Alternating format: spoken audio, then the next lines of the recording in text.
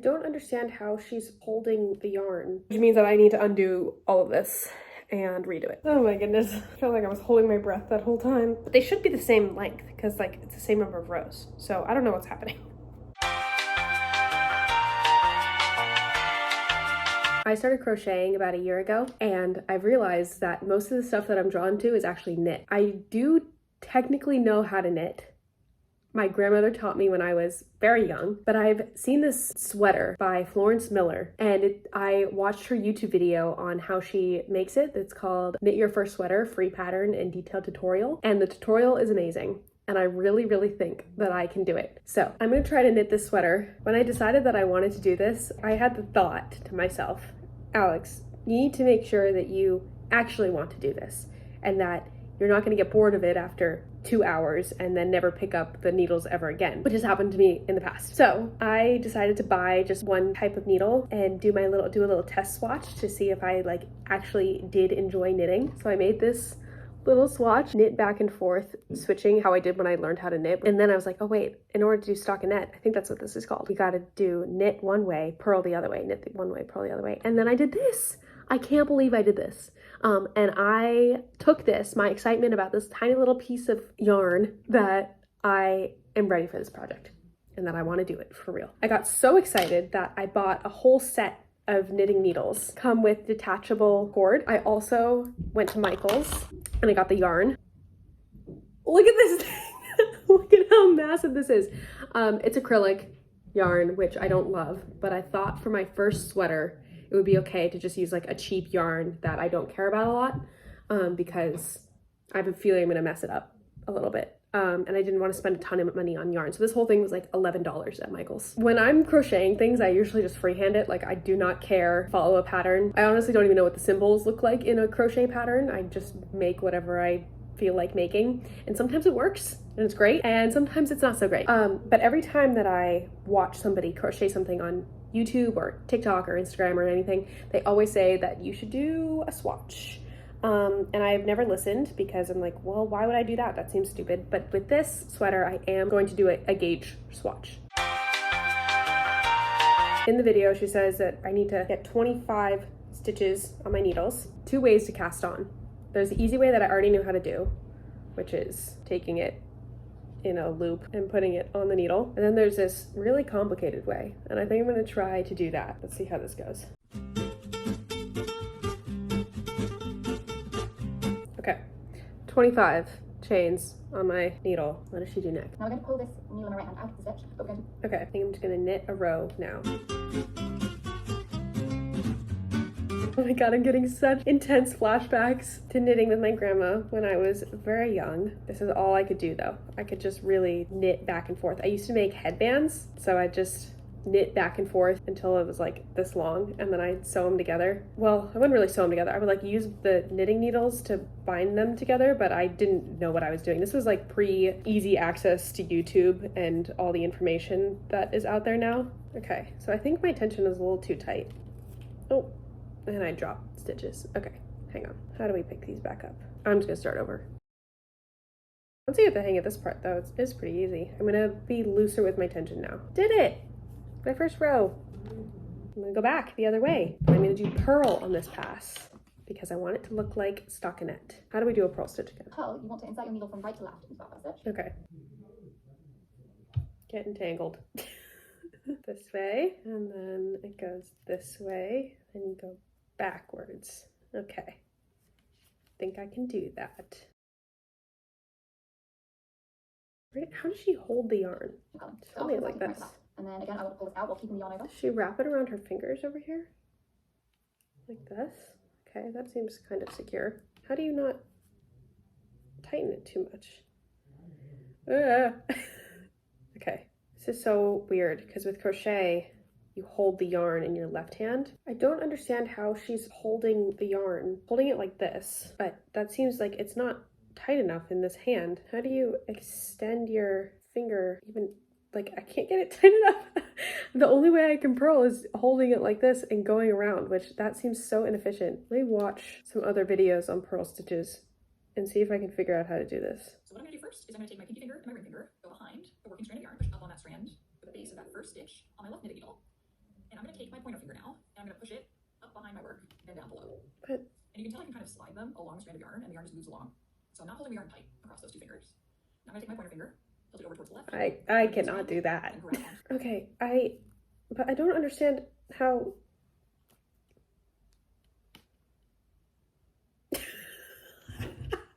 Do it. What the heck? And then they like just extend their finger and it magically goes around. That seems like it's so hard. I just looked up YouTube videos on how to hold the yarn. This woman recommends continental stitch. So instead of holding the yarn in my right hand, I'm gonna hold it in my left hand. Let's see if I can get good at this. Verdict, this is so much faster than the traditional way. And look at me. And I get to hold the yarn in my left hand. And I literally feel like I'm crocheting right now. I think that it's worth teaching myself how to do it this way, because this way is also, I've heard, maybe more efficient. I don't know if it's necessarily faster. It depends on your skill level, of course, but it seems like less steps. It's hard wrapping it around my fingers, because usually when I crochet, I hold it in my hand and I go like this. Maybe, let me try it. Let me see if I can purl this way. Purling is definitely harder.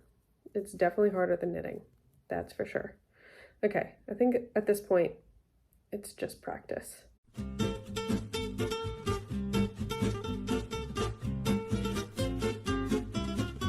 I'm sitting here knitting along and I realize that this ball of yarn ends so soon. This is all I've knit and this is its end and this is how big it is, which is fine. I'm glad that it's on the gauge swatch and not on the actual sweater, but that's just so funny. I mean, it is very inexpensive yarn from Michaels, so what are you gonna do? It's gonna be fine. I can't believe I did this.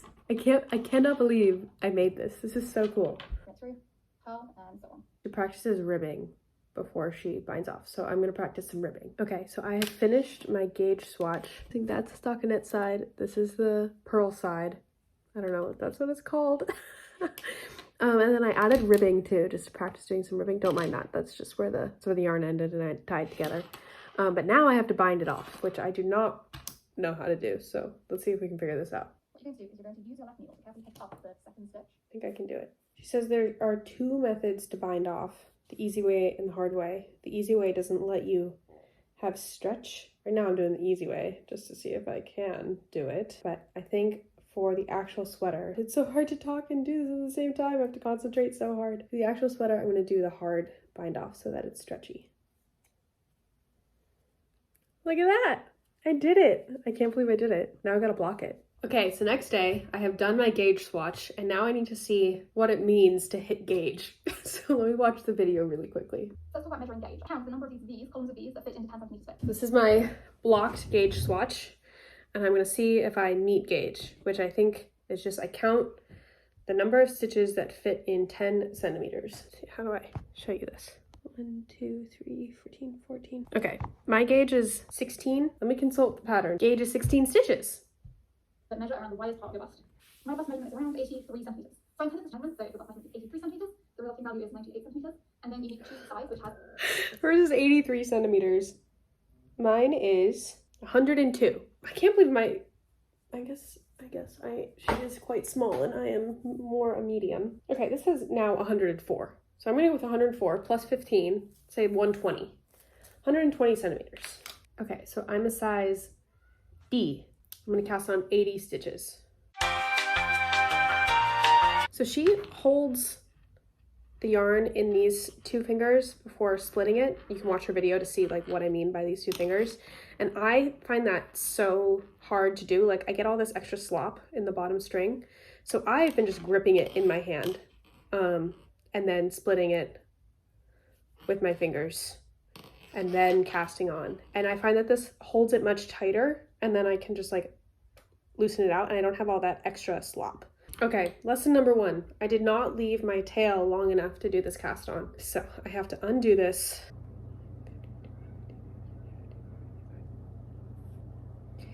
80. Okay, what's next? So I don't have a stitch marker. I'm just gonna cut a contrasting color of some different yarn and tie it into a little loop. I have my stitch marker and now I'm gonna start knitting in the round. I wanna make sure that it's not twisted and we're gonna start ribbing around this whole thing.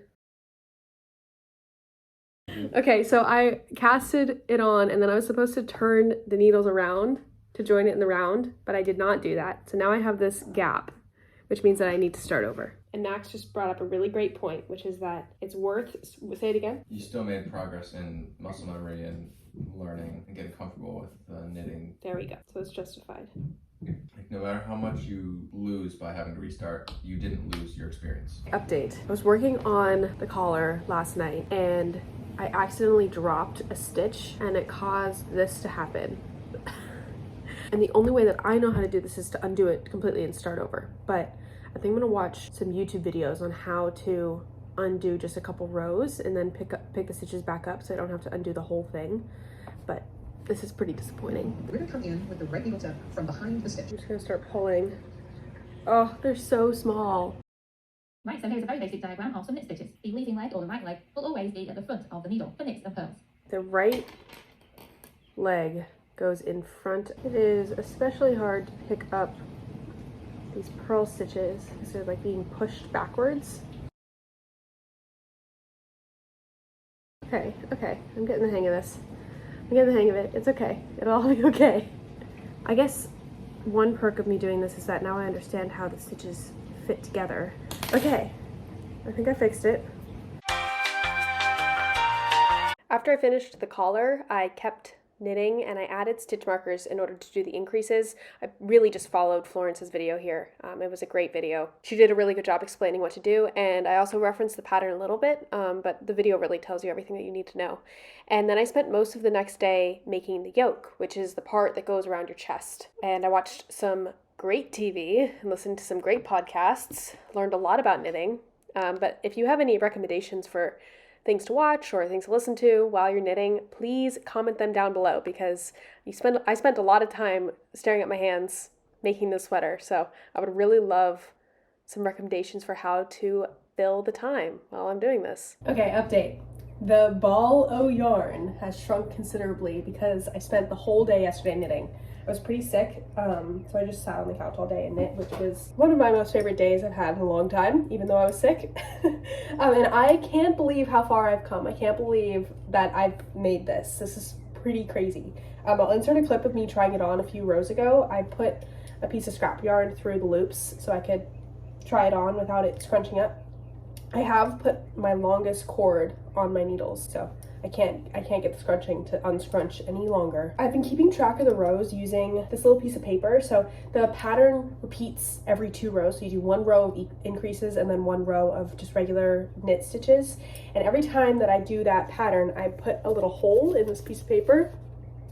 So I have done 24 rounds and the pattern calls for 27. So I'm almost there. I think I might do a little bit less than 27. I think I might do 25 or 26. I'm not sure why I'm feeling that way. I just feel like it's bigger than I want it to be, and I also know that when I block it, it's gonna stretch more. A couple other things that I've learned. I didn't know what raglan meant when I started this project, and I think, please correct me if I'm wrong, I think that raglan means construction style. So the way that you increase causes these stripes to come down from your neck to the bottom of your armpit on the front and the back, and that is what a raglan sweater is. And now that I've started knitting this, I see them everywhere. I love when I start a new project and then I see the technique in regular sweaters, like in the store, in sweaters that people are wearing just around the town. It's a really cool experience that I know like how that construction works and how to actually make that thing. I'm very much enjoying this process.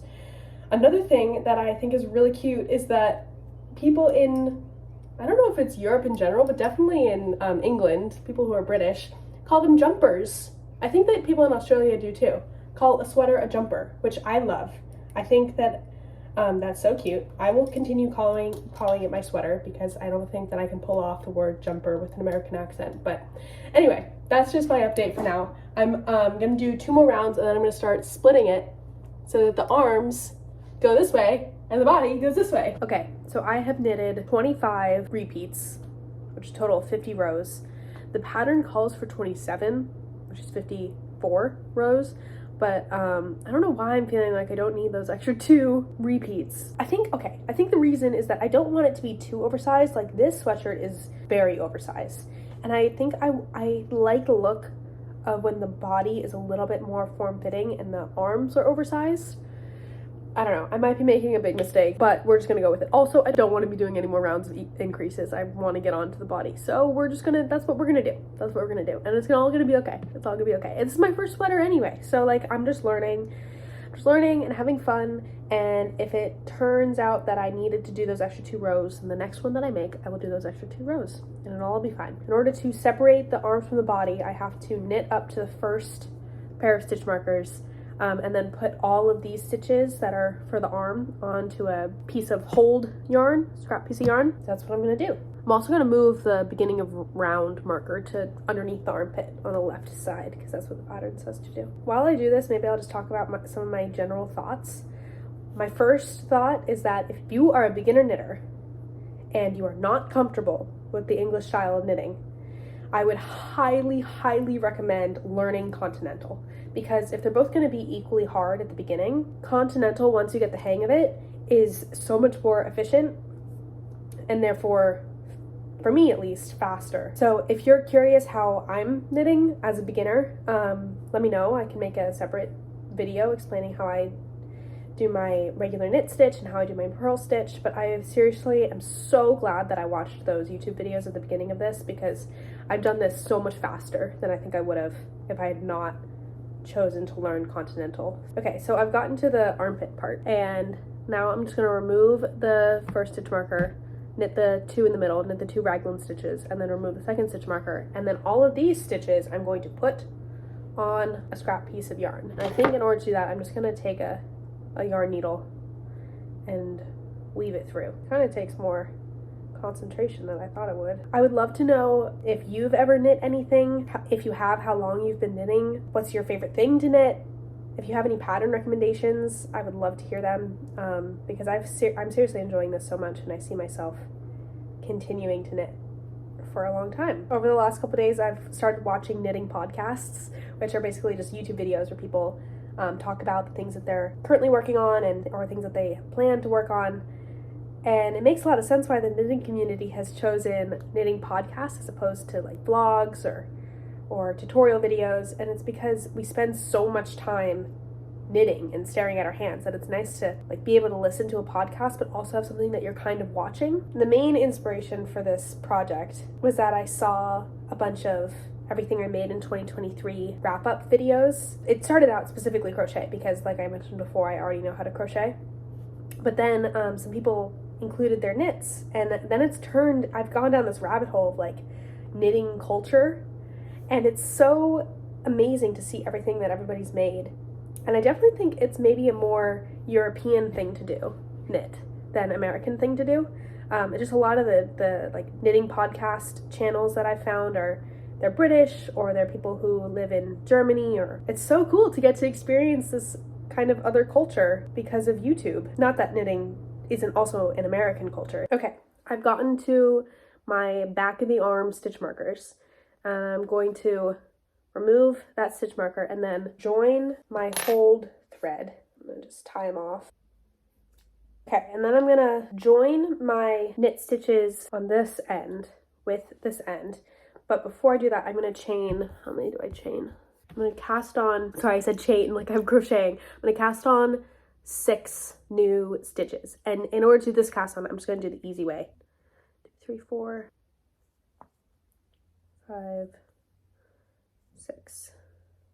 Okay, now I'm going to join the 2 ends together, knit the 2 raglan stitches, remove the stitch marker, and then knit all the way around to the other armpit. Made it around to the other side. I'm gonna tie these off. Okay, so I've successfully split the arms from the body, and I put it on just to try and make sure it fits around. This is so cool. I'm so excited. I'm so excited. I can't believe I made this. I mean, it's not done yet, but like I can't believe I'm making this. That I'm literally making this stitch by stitch. Wow. Here is where I'm at, and I think I'm gonna stop here and start the ribbing because I want my sweater to be pretty cropped. I have other sweaters that hit like right at the belt level, and I think that with the ribbing it'll be that long. I also I'm gonna block it, and I think it'll stretch a little bit when I block it, so I don't want it to be too long. There's some things that I'm noticing about the construction so far. One, I'm really glad that I chose this color yarn because it hides all of my mistakes pretty well. I can definitely see that my tension is much more even at the bottoms, like after I've had a lot of practice, than it is at the top. Like you can see all these lines are like a little wavy, but it's okay. You can't really see it because of the dark gray color. And then also I didn't do the short rows, I think that's what they're called, to get the neck in the front to lay lower than the neck in the back. So right now, before it's blocked, it kind of bunches right here. I don't know if you can see that. But I think with blocking, that'll flatten out a little bit. Overall, I'm so proud of myself. This is honestly really cute. Maybe I should make another one that's just like a shirt, just a t-shirt situation with like a little bit of a ribbed sleeve and a little bit of a ribbed hem. This was definitely, like, it was pretty quick to do. I think it's been a week since I started. Yeah, I'm so excited. Also, I definitely enjoy knitting. So that's good. So I've added some of the ribbing to the bottom of the sweater, and I noticed my stitches on the outside look different. The rib stitches look different than on the inside. The inside looks so much neater. Like I think these are the purl stitches that get pushed to the inside, and it's this nice column of V's, but then my regular knit stitches separate like that. I don't know how to fix that, but I'm confused because all of my stockinette up here, all of these regular knit stitches look great. So I don't know what's going on there. I think I figured out why it's happening. When I do a regular knit stitch, I put my right needle in the front loop of the stitch on my left needle, but then when I do a purl stitch, I put it also in the front loop. So it's creating, the purl stitches are neater because they're going into the loop that's further away from them. Like the purl stitches get pushed backwards and the loop is further away, so the stitch stays tighter. So if I want the same thing to happen on the other side, then I need to knit stitch in the back loop, not in the front loop. I've heard people on YouTube mention this before, like if you want your ribbing to look neater, then you should knit stitch into the back loop, but I didn't understand why that was the case. And now this is so cool that I'm like seeing it, I actually understand why. But because I've already done this much, I'm just gonna keep going with my current method, and it'll all be fine. I think for this sweater, I'll just stick with not neat way, just for continuity's sake, and for the fact that it's my first time. Okay, I think this length is good. I think I like where it's hitting. I tend to only wear high-waisted pants, and I want a sweater that I don't have to tuck in, that I can just like throw on and it looks good. I am ecstatic. I can't believe that I made this. I know I keep saying that, but I think it's so cute. Now it's time to put the stitches that are on hold and the arms back on my needles. Well, actually first I need to bind off, which I don't know how to do. So I gotta learn how to do that.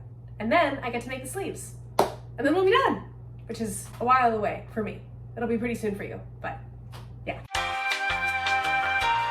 Okay, I've started on the first sleeve, and I'm at the point where I've got 10 centimeters from the armpit to where I'm currently knitting. An option in the pattern is to start decreasing to shape the arm so it kind of tapers from here down to the bottom, but I'm considering not doing that and just knitting the same circumference all the way down, because I kind of like the idea of the sleeves being wide at my wrist. I might end up regretting that. I don't know. I feel like I don't really want the fitted sleeve. I like a bell shaped sleeve, which actually won't be bell shaped. It'll be straight, but it'll look bell shaped because your arm gets thinner at the end. At least that's what makes sense in my head. I don't know if that's actually what's gonna happen, but I think that's the plan. I've decided I'm gonna just knit straight down. Done one arm. I'm not sure when I should start the ribbing. I would like the sleeves to be as long as this shirt that I have on underneath, like a little bit past my hands. And I think I want to do as much ribbing as I did on the bottom here, so maybe I should take measure. Hang on. It's fun trying this on. I have to carry around the yarn with me. I did 2 inches of ribbing on the bottom, which means I want the sleeve to be 5 inches longer, so 3 more inches of stockinette. That seems like a lot, maybe 2.5, because I don't want the ribbing to only be over my hand. I want the ribbing to start on my wrist. So I think I'm gonna do 2.5 more inches. I'm gonna put a stitch marker where I just tried it on so that I don't have to keep taking it off the needles and trying it on again. So when from here to the end measures 2.5 inches, then we'll start the ribbing. Okay, question. I changed how I did the ribbing using the thing that I thought would make it look good. Do you think that this looks good on this side Versus this? Oh, you mean here? Yeah. No, this one versus this one. Do you see how these are really close together? Yeah, It almost looks like a braid. I like that. You do? Yeah, you don't like But it doesn't look like the other stuff. You sound like you don't like it, which means I'm you not probably so should sure probably about do it. Then don't do it. I don't love that it looks like a braid. Okay. I'm gonna, Then yeah. don't do it. Yeah. Okay. There's your I love answer. you. I love you. See you later. Knitting into the back loop, which I think produces a twisted rib. I think that's what it's called. And it's giving me this kind of, so hard to see using my computer as a light. It's causing the knit stitches to raise up into these little braid-like things, as opposed to, this is the ribbing that I did on the bottom of the sweater. It's more like your traditional V that you get from a knit stitch. And I think I like the V better than a braid, which means that the twisted rib is not for me. I know before I already knew this. Like I said before that I wanted it to be consistent. So I was just gonna do regular ribbing for the cuffs on the sleeves. And then I was like, well, maybe let me just try the twisted rib. And I'm glad that I did it so I know what it looks like now, because it is definitely cool. I just don't know if I love it for this sweater. I think I would prefer the ribbing on the cuffs to match the ribbing on the bottom and the ribbing around the collar, which means that I need to undo all of this and redo it. Okay, I don't want to lose my beginning of round, so I'm going to take a stitch marker.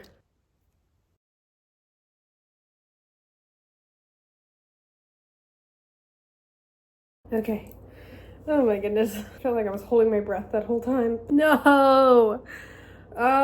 Okay, I put them all on backwards. Means that I'm gonna need to reorient every stitch before I knit it around this. Okay, so I have finished the left arm and I counted the number of stitches that I did from the armpit to where I started the ribbing, and it was 85 rows.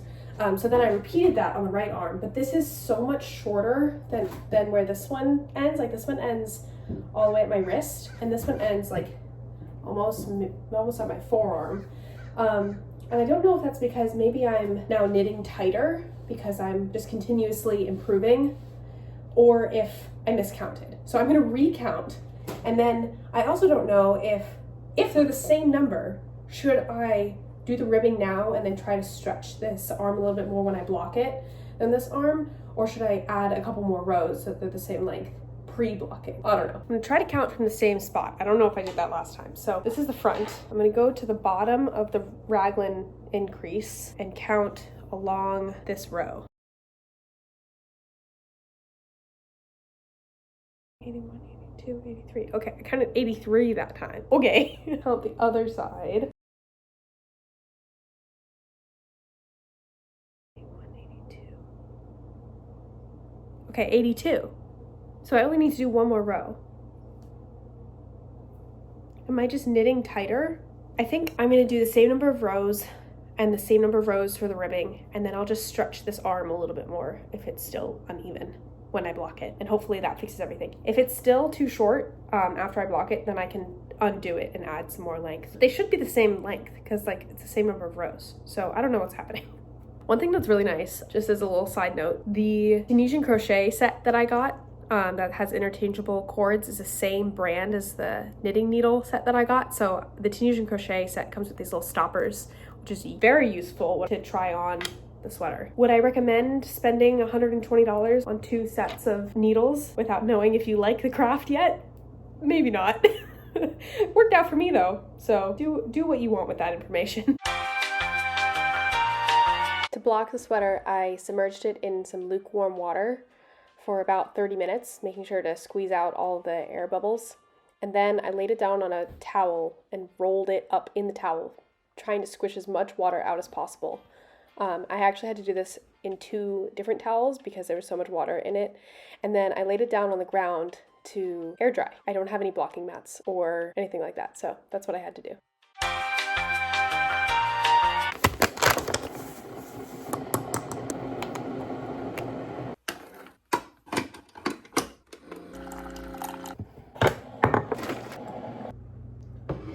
Okay, one last step before it's done, and that is to weave in the ends. I saw this trick for getting yarn through a yarn needle when I first started crocheting, and I'm going to show you because I think it's genius and helps you get it through every time. So you're going to put the yarn over the needle like this, pinch it with your fingers, slide the needle out, and then thread that piece through the needle instead of like trying to get this frayed end through the hole.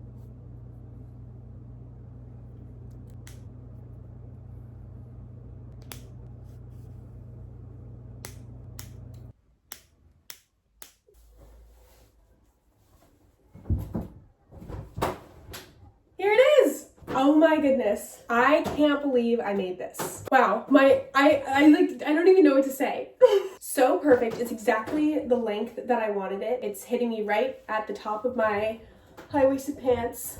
It's the right amount of positive ease. It's definitely not as big as I think Florence intended it to be, but this is perfect for me. Like, I don't want to be drowning in my clothes. I think this is perfect. I think the sleeve length is perfect. It's exactly where I wanted it to go. I also am so glad that I blocked it because it's so soft. It's not necessarily soft like the fabric is soft because it is a cheap acrylic yarn, but it's like drapey and it's squishy. I've been watching a ton of knitting content now that I'm a knitter, and people always describe yarn as squishy, and I didn't really understand what that meant until now when I'm feeling this and it feels squishy. I am so happy, and I think I'm gonna get a lot of wear out of this because it is like a dark neutral color. I don't know if you've noticed throughout this whole video, but that's kind of all I wear. Maybe let's talk about some things that I'm not so happy about. One thing is the collar. There is an option in this pattern to do German short rows in the back, which is where you basically make the fabric do a little U in the back, so the back is higher than the front because human anatomy, we tend to need the front to be lower than the back for it to sit right. So because I didn't do that, I just knit a tube straight down. It kind of bunches right here, but I don't think that that's anything to necessarily worry about because this is my first sweater and like, who cares? I also think that the collar is a little high for me, but I could fold it down and sew it like that. So we'll see if I do that. I don't know. Oh, that's another thing I just realized. There's a little hole. I guess I'll sew that up. In general, I'm so happy. If you're watching this and you are a beginner knitter or you have never knit before and you're thinking about possibly trying, you can do it. Like, I went from my experience before this, I wouldn't even consider myself knowing how to knit. And then this is the first thing I made. I made this. So it's really not that hard once you get the hang of it. I also have a ton of recommendations for beginners. Maybe I'll make another video where I talk about all the things that I learned making this and all the tips that I have from a beginner to other beginners. I feel like all the knitting content on YouTube and Instagram and stuff, it's all coming from maybe not professional knitters, but like people who've been doing it for a long time and who really know what they're doing. And sometimes they forget what it's like to be a complete novice at something and complete beginner. So let me know if you'd like that. You'd like me to make a video talking about what I learned and how you could also succeed at making a sweater, at knitting yourself the perfect sweater. I also learned a ton about myself. I learned that I absolutely love knitting. I have a couple other projects already underway. This will definitely be a hobby of mine that I continue. I'm so excited for all the things that are to come. I hope that this first YouTube video is a success, and I want to keep making videos, so make sure that you like and subscribe. I know everybody says that, but I think it would be really cool if we get to hang out here every once in a while. I also have an Instagram, so make sure to follow me on Instagram. And yeah, I guess I'll see you in the next one.